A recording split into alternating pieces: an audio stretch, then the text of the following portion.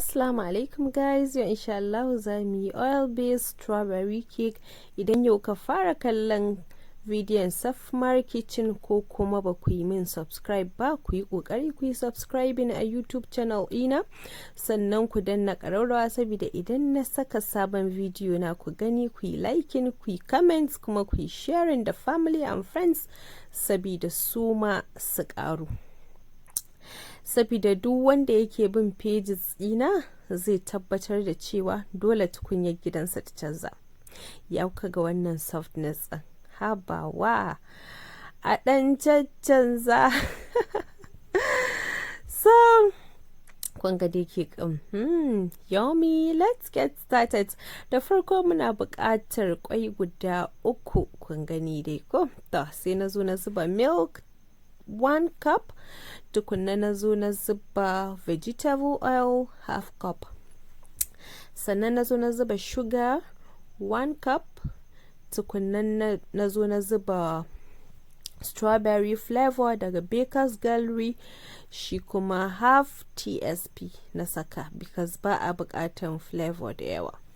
Sannan na zo na saka pink food color 1 tsp, sai na zo na yi mixing.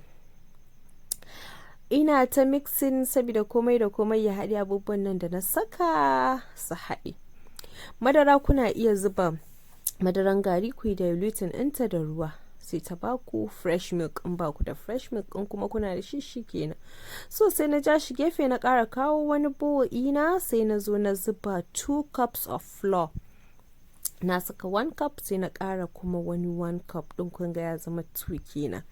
So sai na zo na zuba baking powder 1 tablespoon, tukunna sai na zo na ɗanyi mixing ɗin shi saboda ko ina da ko ina ya ɗan garwaye ko ɗan yaya ne yawwa. Sai na dawo da wet ingredients ina da na haɗa, sai na zo nake zuba flour ina a hankali ina zuba, ina ɗan jujjuyawa.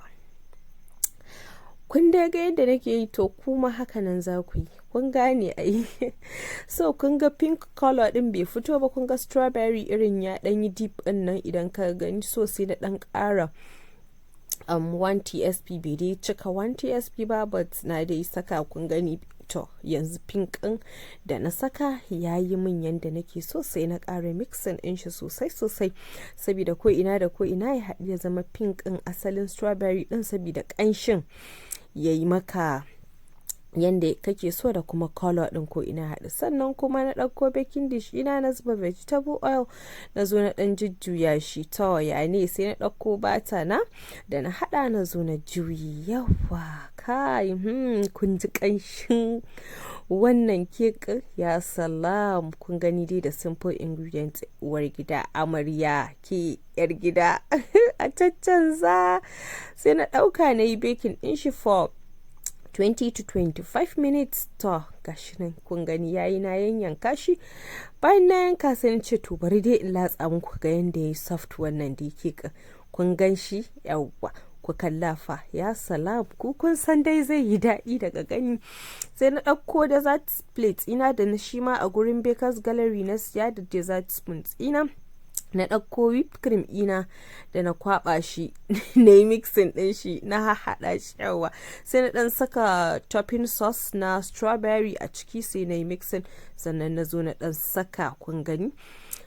Tom, za ku iya ba mu baƙinku ku ci a gida, ku ba mai gida ya ji daɗi, ku ba yara su ji daɗi, ko kuma ku saka musu a lunch box su je da shi makaranta. Yar uwa, me kike jira? Idan kin dafa abinci, ki dan yi wani simple dessert da za ku ci, ku dan gyara baki ku ji daɗi, ba sai kun fita waje ba. A gidanki da kuɗi kalilan, in baki da oven, za ki iya amfani da garwashi ko wani abu. Kar ku manta ku yi following ina a Instagram @Safmar Kitchen ko kuma a TikTok @Safmar domin samun ƙayatattun girke-girke na. Bye.